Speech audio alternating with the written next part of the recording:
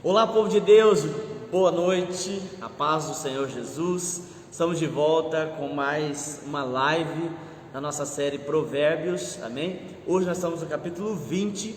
Eu aguardo você entrar todas as vezes, eu aguardo você também enviar esse link para os seus amigos, para que nós possamos juntos poder meditar na palavra do Senhor, ter um tempo aqui para orar pela sua vida também. Eu tenho certeza que você será tremendamente abençoado em nome de Jesus. Vamos aguardar alguns minutinhos e já a gente começa, amém?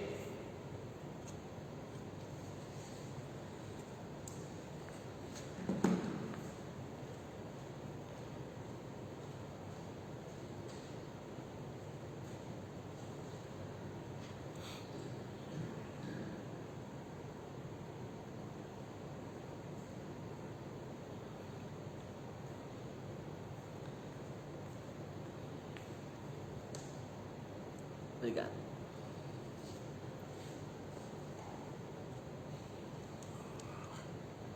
Vamos entrando, vamos mandando o link, enviando para os amigos.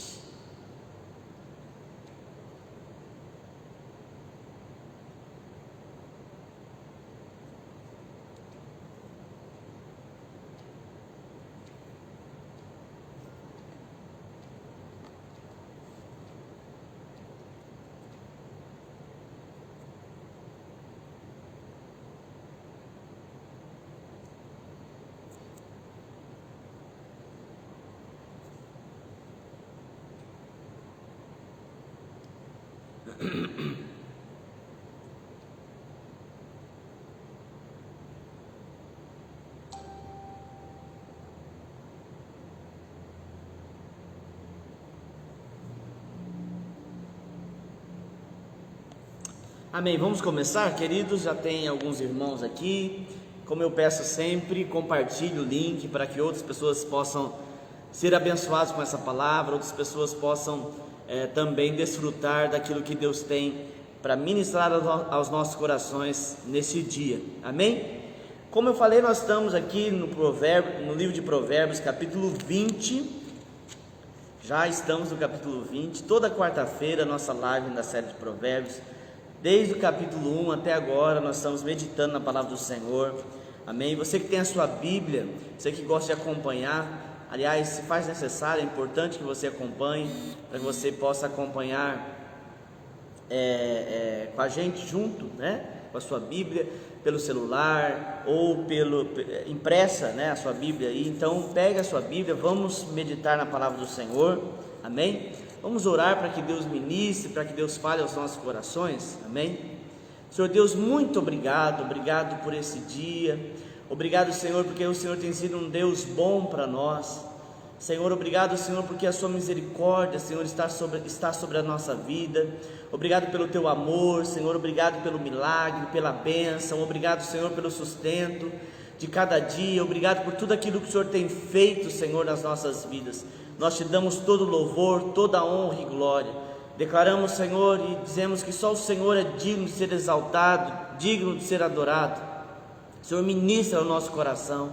Fale conosco, Senhor, que a Tua palavra, Senhor, venha penetrar em cada coração. Ó Deus, trazendo discernimento, trazendo entendimento, pois a Tua própria palavra nos diz, Senhor, que o povo padece por falta de conhecimento. Por isso nós pedimos, Senhor, nos dê conhecimento. Senhor, derrame sobre nós, Senhor, sabedoria, pois a Tua palavra diz, se nós pedimos sabedoria, o Senhor não nos impropera, o Senhor não nos negará, Senhor, pelo contrário, nos concederá. Nós pedimos, Senhor, derrame sabedoria do alto sobre as nossas vidas, em nome de Jesus, amém? Glória a Deus. Então vamos lá, capítulo 20, lembrando que Provérbios é o livro de Salomão, filho de Davi, o homem mais sábio do mundo antigo, aquele que pediu para Deus sabedoria e Deus concedeu, né? E ele coloca essa sabedoria que Deus entrega para ele, essa joia, essa preciosidade que Deus entrega nas mãos dele, ele coloca aqui para nós em formas de verso, né? Para que nós possamos de forma prática compreender o que é sabedoria e como nós devemos proceder nesta vida que Deus concede. Amém? Glória a Deus. Então vamos lá, capítulo 20, eu vou selecionar alguns versículos. Nosso tempo aqui a gente não consegue ler todo o livro, mas nós vamos ler alguns versículos que nós julgamos ser importantes aqui para tratar alguns assuntos, até porque muitos versículos a gente já tratou. Então Salomão traz aqui de forma repetida para trazer mais ênfase, mas como nós já falamos, nós vamos pular esses versículos e vamos tratar de alguns outros assuntos também importantes. Ele começa falando aqui no versículo 1, eu sempre pego o primeiro versículo, porque sempre tem algo muito forte, poderoso para nós. Então no capítulo 20, versículo 1, Provérbios vai dizer assim: o vinho é zombador e a bebida fermentada provoca brigas, não é sábio deixar-se dominar por elas, né? O capítulo 20 ele vai falar especificamente de 3 grupos de pessoas, né? Aqueles que vivem pela bebida, os preguiçosos e os briguentos. Ele vai trazer esses 3 tipos de pessoas e suas características para poder mostrar para nós que aqueles que estão vivendo dessa forma não vivem dentro da sabedoria. E alguém pode dizer assim: mas eu preciso de sabedoria? Claro que a gente precisa, né? Se não fosse importante, não estaria na Bíblia, né, para nós adquirirmos sabedoria. Se não fosse importante, Salomão não fosse um homem tão vitorioso como foi quando escreveu esses capítulos e esses versículos. Então a sabedoria é aquilo que vai trazer base para nós podermos viver essa vida, e uma vida abençoada, uma vida próspera em Deus, amém? Quando eu falo sabedoria e conhecimento, eu não estou falando conhecimento científico, eu não estou falando conhecimento empírico, eu estou falando conhecimento de Deus, né? Algo que vem de Deus para a nossa vida, vem quando nós buscamos, né? Quando nós nos entregamos a Deus, quando nós nos submetemos a Deus, Ele então derrama sobre nós essa sabedoria, Ele derrama sobre nós esse conhecimento. Nós vimos lá no capítulo 1 de Provérbios que a sabedoria, ela tem o seu princípio, o seu início no temor do Senhor. Então, para que eu possa viver em sabedoria, eu preciso estar vivendo uma vida de temer a Deus, viver uma vida diante de Deus, rendida em Deus, amém? Então no primeiro versículo aqui, ele fala da importância de nós não nos deixarmos dominar. Aqui no versículo 1 ele coloca especificamente sobre o vinho, né, e sobre a bebida fermentada, sobre bebidas alcoólicas, né? Ele traz aqui essa ideia de nós não nos deixarmos dominar por isso. A palavra de Deus inclusive traz muito conselho. Eu não quero entrar aqui num assunto polêmico, a gente não tem tempo hábil para isso, mas a Bíblia nos traz um conselho para nós não nos embriagarmos com vinho, mas enchermos do Espírito, para nós enchermos do Espírito Santo de Deus, amém? O vinho, a contenda, a dificuldade, a falta de discernimento, como diz aqui em Provérbios, né? Não há sabedoria naqueles que estão vivendo com esse tipo de vida, mas aqueles que vivem de forma sóbria e embriagados do Espírito Santo de Deus, vivem uma vida melhor, amém? Então o versículo aqui, de forma bem sucinta, de forma bem simples, vai dizer para nós que na bebida não há sabedoria, amém? Versículo 3 diz assim: é uma honra dar fim a contendas, mas os insensatos envolvem-se nelas. Então, pelo contrário, né? Parece que é o contrário que nós vemos hoje em dia, né? As pessoas, parece que elas pagam para entrar numa briga, né? Elas querem estar envolvidas em uma discussão mais calorosa, elas querem estar impondo as suas ideias, querem sempre impor aquilo que elas julgam ser corretos, e é muito poucas pessoas que a gente vê que, pelo contrário, né, põe fim à contenda. Pelo contrário, muitas pessoas querem se envolver, e nisso não há sabedoria. Salomão vai dizer que é uma honra dar fim à contenda. Nós somos aqueles, os cristãos, nós somos aqueles que buscam solucionar problemas. Nós somos chamados por Deus para solucionar, para ser solucionadores de problema, para pôr fim às dificuldades, né? Esse era o ministério de Jesus. Onde havia um problema, Jesus sanava todas as dificuldades. né? Jesus era a luz, onde havia trevas, a luz se dissipava, né? Não havia as trevas se dissipavam. Aonde havia luz, as trevas se dissipavam. Aonde Jesus chegava, não havia dificuldade. Nós somos então cristãos. A palavra cristão vem de uma palavra que diz pequenos cristos, né? Parecidos com Cristo. Nós não vamos ser como Ele de forma integral, né? Mas nós buscamos nos tornar parecidos a cada dia com Ele, e por isso nós precisamos ser como Ele, né? Solucionar problemas, ajudar pessoas. O ministério de Jesus era um ministério de entrega, onde Ele entregava a sua vida pelo próximo, né? Claro que cada um de nós tem a sua vida particular, tem a sua família, mas nós temos que ser aquelas pessoas que ajudam as outras, e não que dificulta a vida das pessoas, né? Então por isso que o texto vai dizer que é uma honra acabar com a contenda, né? Você vê alguém discutindo, você vai lá e ajuda a solucionar o problema. Não é aquele que, como diz o ditado, né, coloca lenha na fogueira. É aquele que vem ajudar, vem acalmar, vem trazer paz no ambiente. Nós como cristãos, nós somos os propagadores da paz. Onde nós chegamos, nós temos que trazer a paz do Senhor, nós temos que trazer a paz de Cristo para aquele ambiente, para aquela situação que nós estamos vivenciando, amém? Então, como eu disse, ele traz a dificuldade aqui, pessoas que vivem debaixo de uma vida de vícios, de permissividade, e depois no versículo 4 ele passa a falar do preguiçoso. O preguiçoso é aquele que não quer fazer nada, aquele que não quer trabalhar, aquele que não quer colocar empenho no seu trabalho, né? Diz assim o versículo 4: o preguiçoso não ara a terra na estação própria, mas na época da colheita procura e não acha nada. Nós temos falado aqui toda quarta-feira sobre a importância da semeadura, né? A palavra do Senhor diz assim: tudo aquilo que o homem semear, certamente colherá. Aquilo que eu semeio, eu colho. O texto é bem claro: aquele que não semeia no tempo da semeadura, no tempo da colheita, ele olha todo mundo colhendo e diz assim: puxa vida, eu não tenho colheita. Mas por que não tem colheita? Porque não houve nenhuma semeadura. Nós vamos aprender que aquilo que eu quero, eu tenho falado muito isso daqui na quarta-feira, e é importante a gente compreender, e é importante a gente passar a praticar, até porque a palavra de Deus, ela não é um livro para você meditar de forma mística. Eu li a Bíblia e vou ficar meditando nos textos. A palavra de Deus é um livro de regra, de fé e de prática. Você precisa praticar a palavra. Inclusive, só abrindo um parênteses aqui, a palavra de Deus faz uma metáfora sobre o homem que pratica e o outro que não pratica. O que não pratica é semelhante a um homem que constrói a sua casa sobre areia, que vem o vento, vem a tempestade e a casa não aguenta e vai ao chão.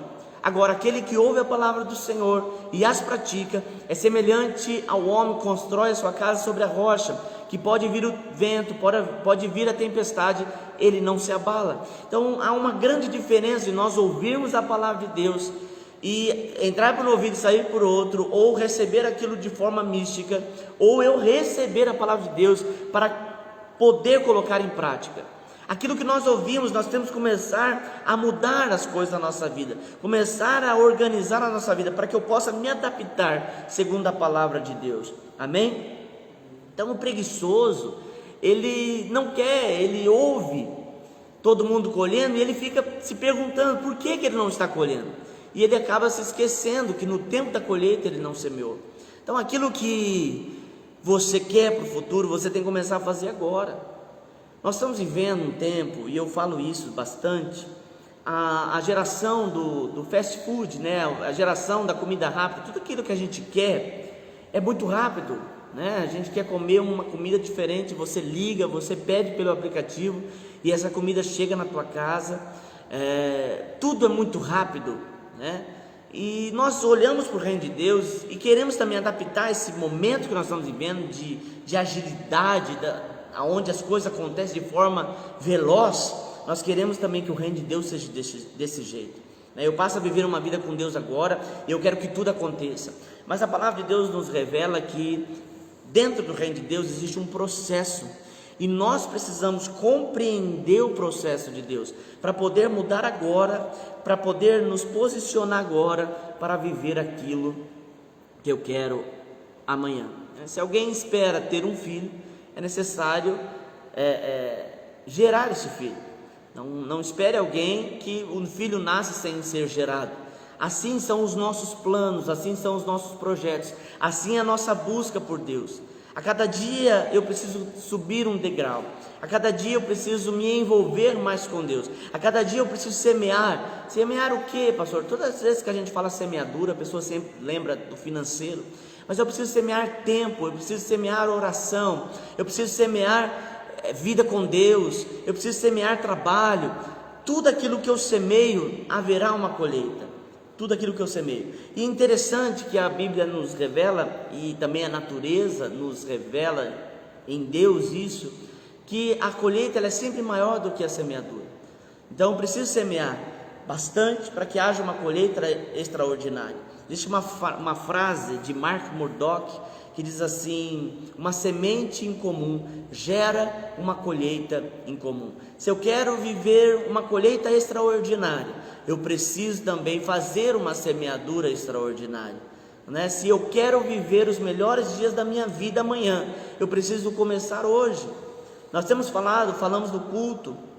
Domingo agora o apóstolo Renato esteve aqui ministrando aqui no templo, e mais uma vez nos foi revelado pela palavra de Deus que nós escolhemos aquilo que nós queremos viver. A decisão está nas nossas mãos. Sabe que muitas vezes eu tenho falado isso, e é importante a gente refletir sobre esse assunto. Muitas vezes a gente pega a responsabilidade da mudança, a gente coloca a responsabilidade da colheita, nós colocamos a responsabilidade de tudo aquilo que nós queremos nas mãos de Deus, e nos esquecemos que nós precisamos dar passos, nós precisamos andar por meio de princípios. Através da cruz de Cristo, Deus nos entregou tudo aquilo que nós precisamos. Através da cruz de Cristo, você é curado, eu sou curado, eu sou liberto, eu sou abençoado. Agora eu preciso me posicionar nesse ambiente de bênção, eu preciso me posicionar nesse ambiente de glória, para que eu possa viver aquilo que Deus tem preparado para mim. É como se eu ouvi alguém dizendo, esses dias, um pastor dizendo, é como se Deus te entregasse um cartão na mão, dissesse: olha, aqui está um cartão com um limite X, e você pode usufruir disso, É você que precisa ir lá, é você que precisa usar esse cartão. A autoridade que Deus te dá sobre dominar a terra, Ele entrega nas tuas mãos, e você precisa exercer essa autoridade, em o nome de Jesus.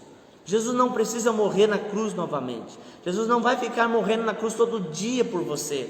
Se todas as vezes que você precisa ser curado, Jesus tiver que morrer na cruz, Não, Ele já morreu, Ele já se entregou, Ele já ressuscitou, Ele já levou sobre si as nossas dores, as nossas enfermidades. A palavra de Deus diz que o castigo que nos traz a paz estava sobre Ele, e por suas pisaduras fomos sarados. Jesus já pagou esse preço da tua cura, do teu milagre, da tua libertação. Agora você precisa se posicionar em Deus, buscar em Deus, não permitir que essa circunstância, não permitir que essa enfermidade, não permitir que essa opressão maligna venha sobre a tua vida, mas pelo contrário, em o nome de Jesus, você se posiciona para a cura, você se posiciona para a libertação. Amém? Glória a Deus.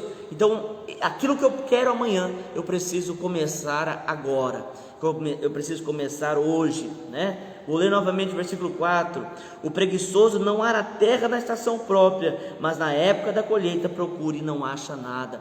Então, não espere chegar o dia da colheita, semeie agora, semeie oração, busca, clame, ore, Nenhuma oração sua é em vão, nenhum clamor seu é em vão. Então clame, ore, busque o Senhor.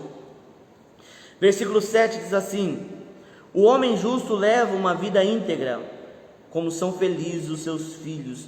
Nós falamos aqui quarta-feira passada sobre a integridade. A palavra integridade vem de inteiro, Aquela pessoa que não tem o que você reclamar dela, não tem o que você olhar e encontrar dificuldade naquela vida, né? Então íntegro vem nesse sentido, e a palavra de Deus diz que o homem justo leva uma vida íntegra, né?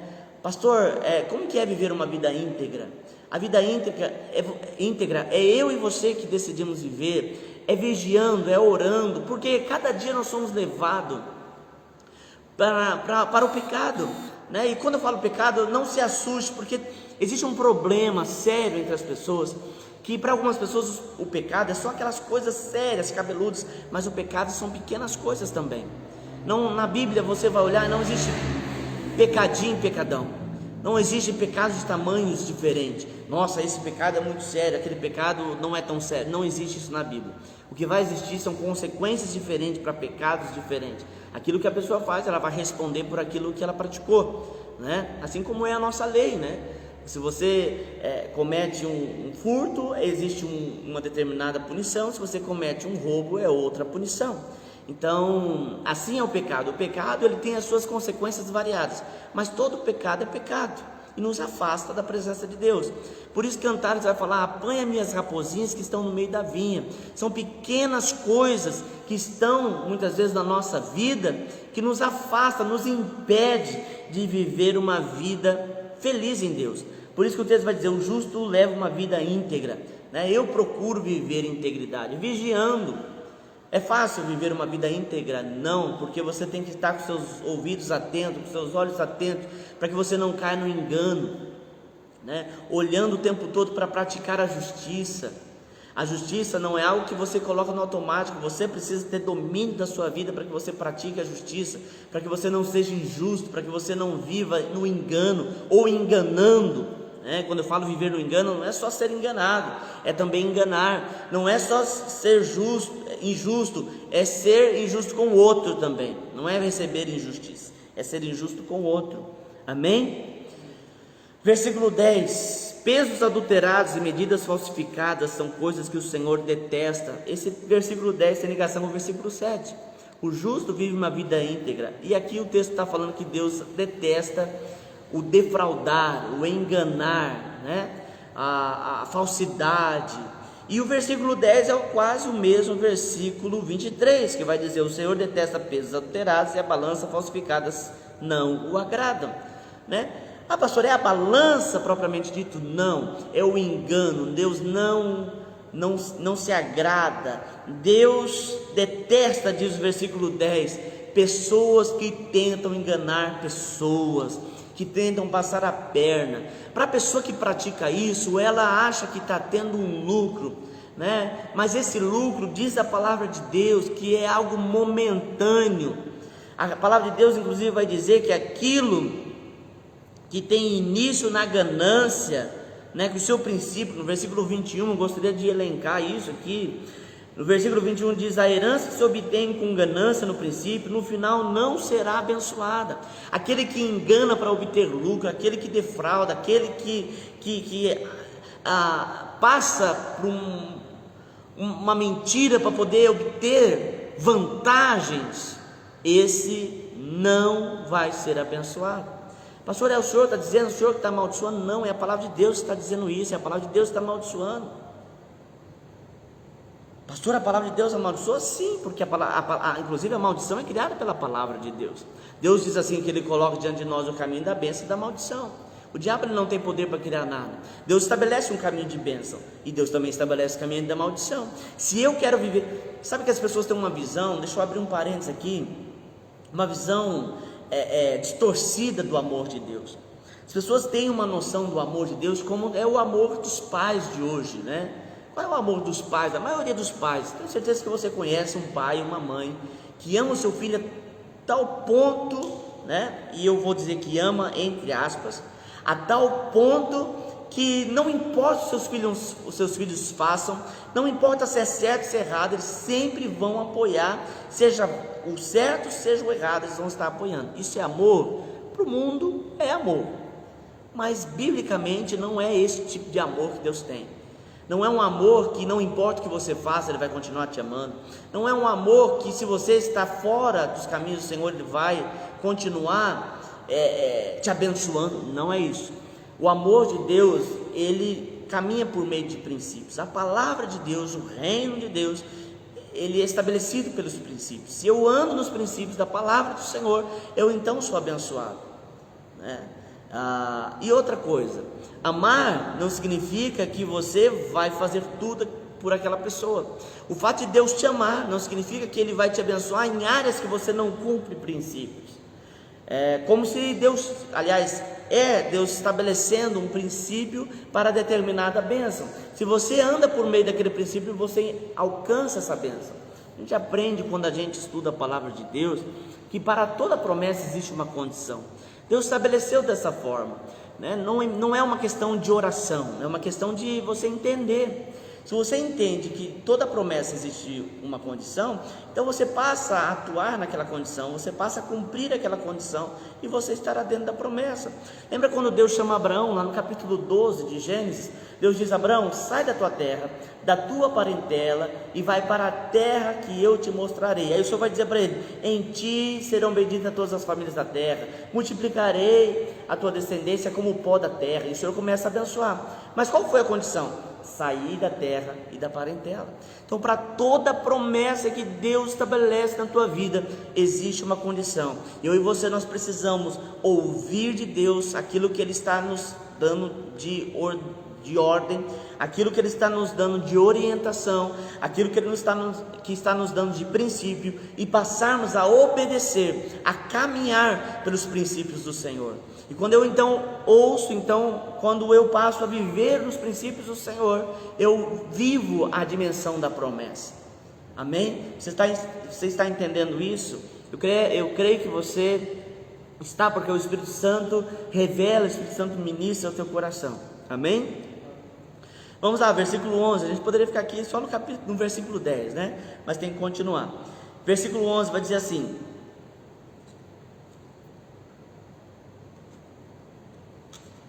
até a criança mostra o que é por suas ações.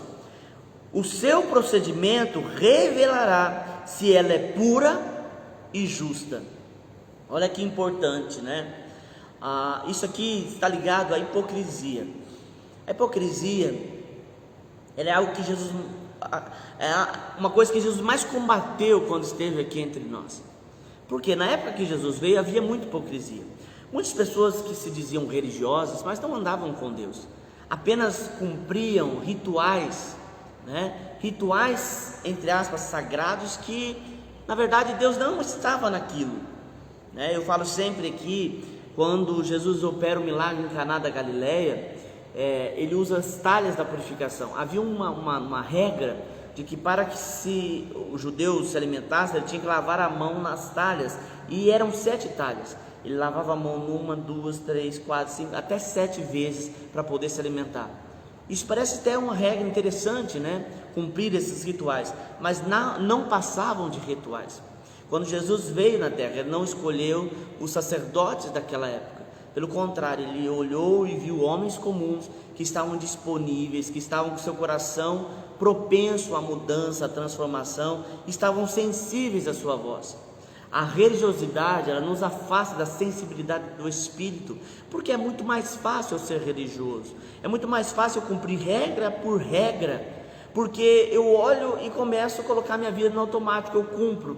E se alguém perguntar: por que você está fazendo isso? Por que você usa esse tipo de roupa? Eu não vou saber responder, ou simplesmente eu digo: porque a minha religião não permite usar esse tipo de coisa. Mas na verdade não há uma compreensão de Deus, não há uma compreensão daquilo que Deus está falando. Eu estou aqui falando sobre os costumes, até porque cada um vive a vida e a religião e as regras e doutrinas humanas que quer, né? Eu estou falando que muitas vezes algumas coisas que nós praticamos nada tem a ver com Deus, e se não tem a ver com Deus, então Deus não se agrada. Eu posso fazer várias coisas, até o texto de 1 Coríntios vai dizer que o apóstolo Paulo vai dizer: eu posso até dar meu próprio corpo para ser queimado, se não houver amor, de nada adianta, né? Ou seja, eu preciso fazer aquilo para o Senhor. E aí que entra esse versículo? Esse versículo entra no sentido de que as minhas ações revelam quem eu sou. Não é o fato de eu querer mostrar uma pessoa que eu vou ser de fato aquilo. E uma hora ou outra eu vou revelar. E o texto vai dizer: até uma criança com as suas ações revela quem é, se é justo ou injusto. A gente vê uma criança, no dia a dia você vê uma criança agindo, você diz, olha, aquela criança ali é justa, aquela criança ali é boazinha, ou aquela criança é ruinzinha. Por quê? Por conta das ações. Então não adianta, sabe que eu vejo e percebo que hoje em dia a gente muitas vezes coloca muitas coisas no Facebook, coisas utópicas, eu vou dizer, porque as pessoas se mostram pessoas que na verdade não são a favor de algumas ideias, militam por alguns assuntos importantes, mas no seu dia a dia isso não acontece, são apenas pessoas que discutem assuntos importantes no Facebook, mas nada passa daquilo, no dia a dia. As pessoas falam sobre ajudar o próximo, fala sobre amor, sobre caridade, sobre paz, sobre alegria, mas na verdade as suas vidas no íntimo, no particular, no ao vivo, não é assim. Fala de ajudar o próximo e quando passa perto de alguém que necessita, vira a cara ou desvia o caminho. Fala de amor, mas não ama o amigo, não ama o pai, não ama a mãe, não está ali do lado. Apenas falam sobre o assunto, mas não vivem. Então as minhas ações revelam quem de fato eu sou. Não é o fato de eu falar que eu sou que vai determinar quem eu sou. É o fato de eu agir como que vai determinar quem eu sou. Amém? Versículo 13 vai falar de novo do preguiçoso. Diz assim: não ame o sono, senão você acabará ficando pobre. Fique desperto e terá alimento de sobra. Você há tempo, a palavra de Deus que há tempo para todo propósito debaixo do céu. Há tempo para você que está aposentado, curtindo a sua aposentadoria, vivendo na sua casa, no seu sítio, na sua fazenda, não sei onde você está. Há tempo para isso. Mas você que é jovem, tem condições de trabalhar, você que pode se dedicar ao trabalho, se dedique, lute, trabalhe, Se você quer viver uma vida abençoada, a palavra de Deus diz que desde os tempos de João Batista o reino de Deus é tomado por esforço, e que aqueles que se apoderam dessa força, aqueles que andam nessa força, se apoderam deste reino, apoderam-se desse poder de Deus. Então batalhe. Você que é jovem, tem tempo para estudar, estude, se dedique. Não, sabe que eu percebo que muitas vezes nós estamos vivendo um tempo de ociosidade, o entretenimento está tomando conta das casas, as pessoas estão tendo mais tempo de entretenimento do que produzindo alguma coisa. O nosso tempo, a palavra de Deus diz que uma das coisas que nós aprendemos em Deus, e isso é bíblico, é remir o nosso tempo. Remir significa você pegar o tempo que você tem e dar momentos para cada tempo da sua vida, você saber administrar o seu tempo. O Espírito Santo, ele te ajuda a administrar o seu tempo. Não jogue o seu tempo fora. Até mesmo aqui o texto está falando com sono, vive dormindo, vive jogando, vive assistindo o que não presta na televisão. Produza alguma coisa, adquira conhecimento, corra atrás de alguma coisa, se dedique em prol de alguma coisa, estude, queira aprender, amém? Corra. Versículo 17: saborosa é a comida que se obtém com mentiras, mas depois dá areia na boca. Alguém já, tenho certeza que já, estava comendo feijão e sentiu aquela pedrinha, já, Gabriel? Aquela pedrinha assim, que você morde assim no dente, não dá aquela agonia?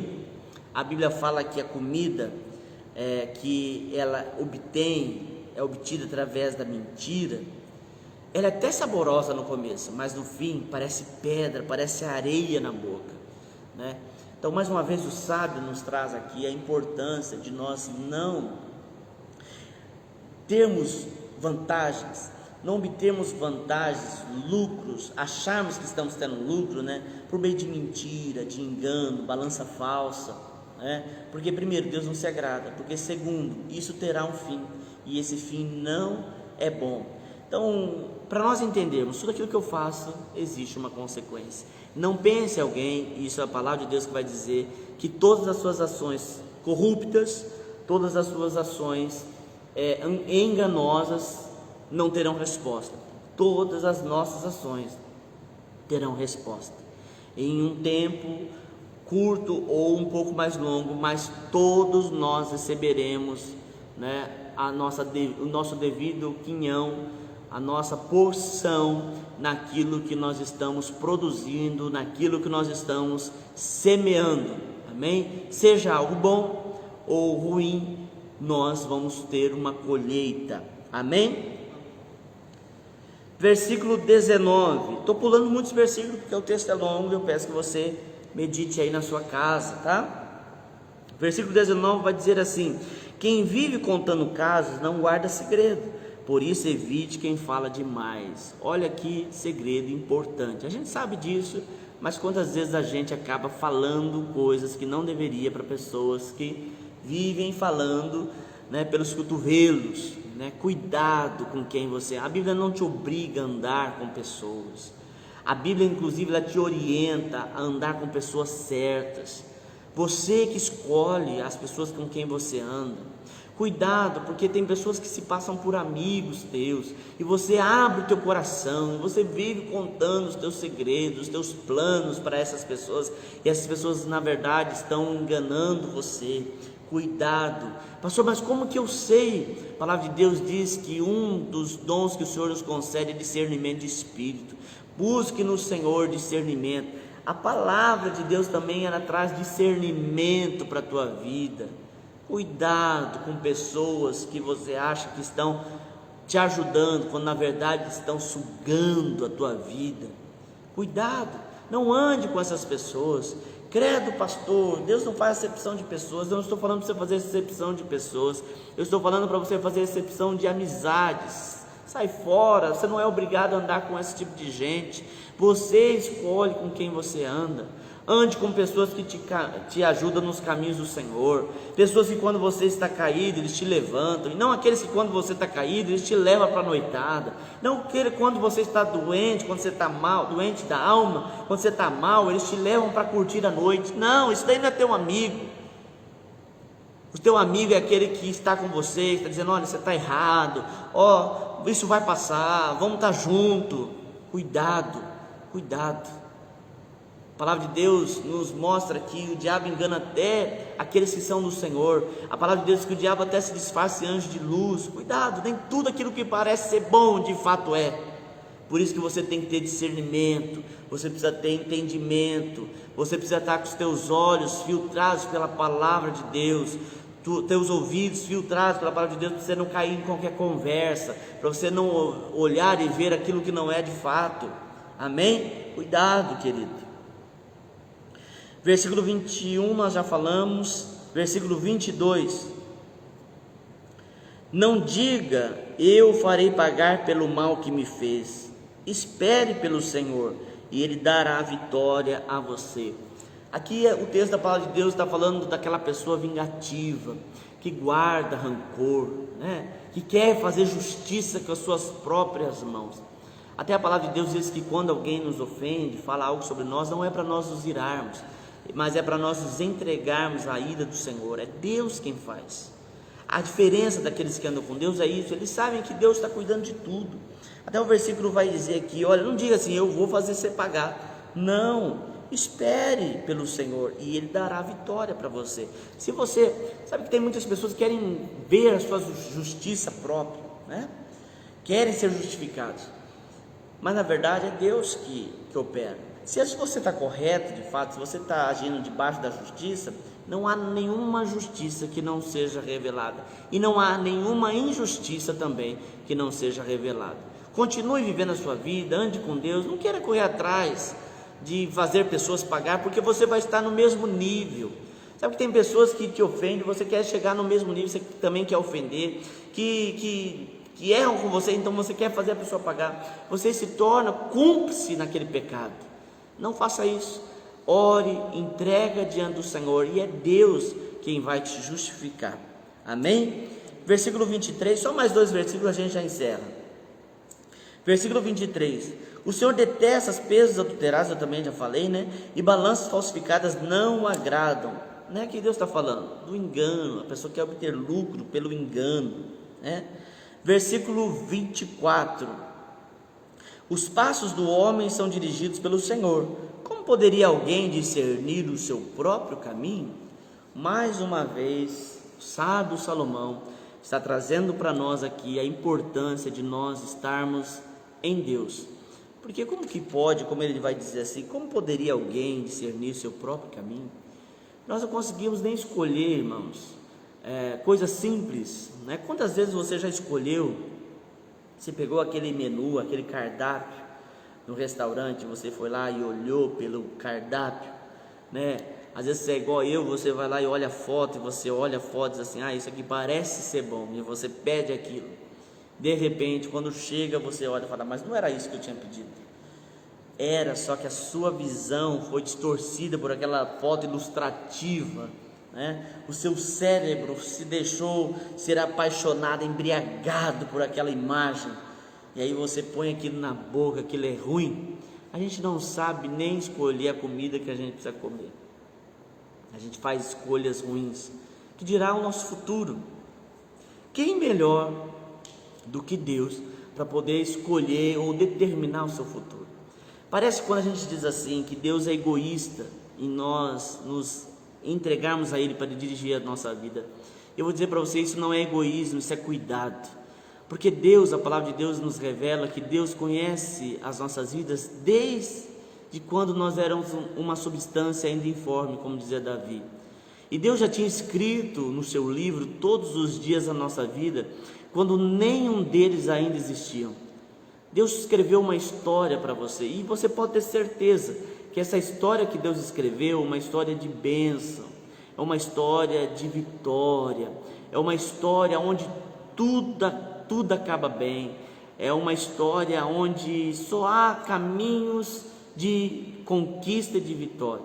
Agora, você pode e tem nas tuas mãos a decisão de se entregar aos cuidados de Deus ou viver segundo a tua própria vontade. Mas eu digo para você, como o versículo 24 vai nos dizer, como Salomão, o sábio, vai dizer, como pode alguém discernir o seu próprio caminho, né? Então nós precisamos entender que a nossa vida é necessário ser dirigida pelo Senhor. E como que eu faço isso? Não queira dirigir sua vida, né? Como diz um cântico antigo, solta o cabo da nau e toma os remos na mão. O remo você pode colocar nas mãos, rema, mas o leme, quem vai trazer norte, quem vai trazer direcionamento para você é o Senhor. Trabalhe, se dedique. Se você tem uma vida em Deus, Deus vai abrir os caminhos na tua vida. E se por algum acaso sua vida já está em Deus e algumas coisas parecem que está fora do seu controle, não tenha medo. Todas as coisas cooperam para o bem daqueles que amam a Deus, para o bem daqueles que andam segundo o seu propósito. Não tenha medo, não te preocupe. Fique confiante no Senhor e tudo, quando você está em Deus, acabará bem em nome de Jesus. Amém? Espero que Deus tenha falado com você, eu tenho certeza disso, porque a palavra de Deus não está em mim, está no Senhor. Tenho certeza que Deus falou com você e falará ainda muito mais em nome de Jesus. Que você tenha uma outra metade, né? Nessa quarta-feira é o dia que divide a semana, que você tenha essa segunda metade da semana ainda mais abençoada. Que os seus dias sejam dias de conquista, de vitória, porque é isso que Deus quer para você, é isso que Deus tem para a tua vida. Seja abençoado, que a sua casa seja uma casa de vitória, uma casa de bênção, uma casa de milagres. Eu profetizo isso e declaro na tua vida. Declaro e profetizo cura para você, meu irmão, minha irmã que está doente, está enfermo. Deus já levou sobre si as enfermidades, Jesus já levou sobre si as nossas dores, as nossas enfermidades, e nele nós somos sarados. Em nome de Jesus eu profetizo isso na tua vida.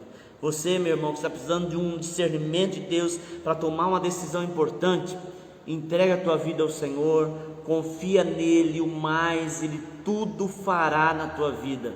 Que você seja abençoado em nome de Jesus. Senhor Deus, nós te adoramos, nós te bendizemos, te exaltamos.